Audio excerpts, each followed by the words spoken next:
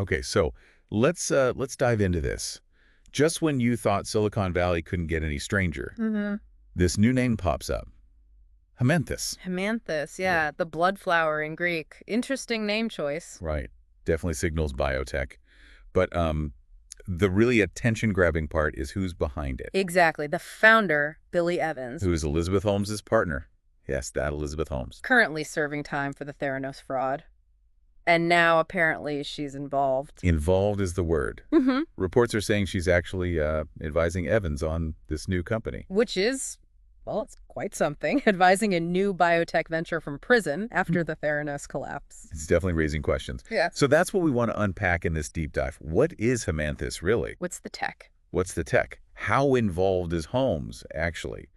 And, what could this all mean? Yeah, and we're piecing this together from the recent reports that have surfaced. It really says something about, I guess, the allure of biotech, doesn't it? Yeah. Even with huge failures looming large. Oh, absolutely. There's always that drive for the next big thing, the next innovation, especially in health.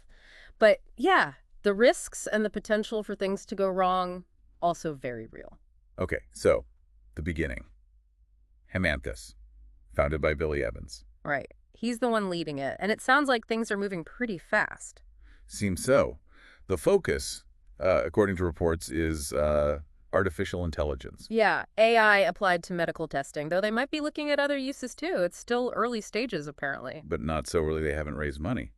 Reports mention millions already. Millions, yeah. Mostly friends, family, supporters, that kind of network. Which suggests, some level of belief in Evans himself. Or maybe just fascination with the whole situation. The Holmes connection definitely adds a layer of intrigue. You can't deny that. No, you absolutely can't. Which brings us squarely to Elizabeth Holmes and her reported role. Advising. It's the core of the controversy, isn't it? Someone convicted of fraud in medical tech. Now, giving advice to a startup in, well, basically the same area. And the reports are a bit vague on what kind of advice exactly. Is it strategy? Is it technical? We don't really know the specifics. It's food for thought, though. Yeah. And we heard from her earlier this year, right? In that People magazine piece. Uh-huh. She said she wants back into healthcare after prison.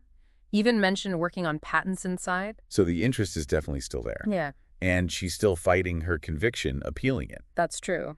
And legally, well, the SEC settlement banned her from being an officer or director of public companies. Right, for 10 years. But Haemanthus is private, so technically advising a private company, that's not covered by the ban. Still, the reports suggest it's not a formal role. No official title planned. Which is maybe even more interesting, influence without the direct formal ties. But like the reports say, just the fact she's involved at all. Yeah. It's described as striking. Yeah, striking is a good word for it, given the history. So, okay, let's pivot to the technology. What are they actually trying to do at Haemanthus? It sounds different from Theranos' approach. It does seem different, yeah. The key seems to be light detection technology. Specifically, something called Raman spectroscopy. Raman spectroscopy. Okay, what's that in simple terms? Well, basically, you shine light on a sample and you look at how that light scatters off the molecules. Okay. Each molecule scatters light in a unique way, like a fingerprint. So it gives you information about what the sample is made of. A molecular fingerprint. Got it. And how does that help with medical tests? The idea is that the data you get from the scattering, the spectral fingerprint, can be fed into AI algorithms. Ah, the AI connection. Exactly. The AI looks for patterns in that data. Patterns that might indicate, say, certain diseases or conditions. Like what kind of conditions? The reports mention potential in diagnosing things like ALS, maybe some cancers. It's apparently quite versatile technology. It's even used in things like detecting explosives. Wow, okay. That's a broad range. So Haemanthus wants to take this tech. And make it more accessible, more affordable. Right now, Raman spectroscopy is mostly found in research labs. Right, expensive equipment. Yeah. So the goal is to shrink it down, lower the cost, and turn it into something you could actually use commercially, widely. That classic biotech dream of lab to market. And what are they testing? Still blood? Their patent application mentions testing various things: sweat, urine, saliva. Also small blood samples. So blood isn't totally off the table, but maybe less invasive options too. Interesting. That definitely taps into a trend. Less invasive testing is a big goal. So who else is involved?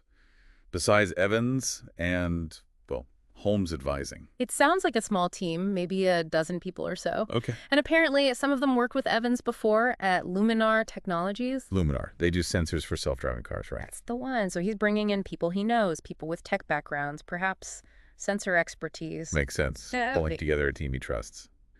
Okay, so we have the setup, but we need to talk more directly about the elephant in the room, the controversy. Yeah, it's unavoidable. Her involvement, even just advising, is striking, as we said.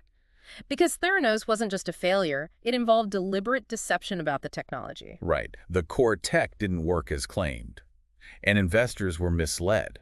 That's what the conviction was for. So the public scrutiny on Haemanthus, because of this link, it's going to be intense. Theranos is still fresh in people's minds. Very fresh. And didn't a court just uphold her conviction recently? Yes, a federal appeals court just affirmed it. So the legal situation is pretty solid right now. It just makes the timing of this Haemanthus news even more noticeable. There was also that detail about her naming one of her kids Invicta. Meaning invincible. Yeah. Adds a whole other layer, doesn't it? Like a refusal to be defeated, maybe? Perhaps. It's all part of this complex narrative. And worth noting, Haemanthus itself isn't talking. They declined to comment on the reports. Keeping things quiet for now. Oh, yeah. Okay, so let's try and sum up the key points for you, the listener. Right. You've got Billy Evans launching Haemanthus, new biotech. Focused on Raman spectroscopy, this light-based analysis, combined with AI.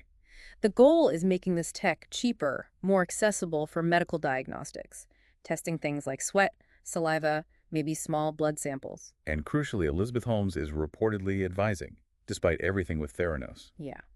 The ambition is clear, the tech sounds potentially interesting, but that Theranos shadow is huge. Which brings up the big questions for you to think about. Can this actually work where Theranos failed so spectacularly? Is the science solid this time? Can it actually be scaled up affordably and reliably? And maybe bigger picture.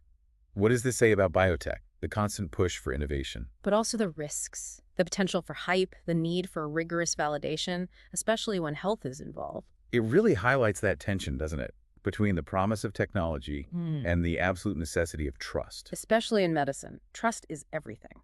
So, yeah, Haemanthus, it's emerged against this backdrop of, frankly, one of Silicon Valley's most infamous stories. So as you watch this develop, think about that interplay. Innovation, ambition, trust, history.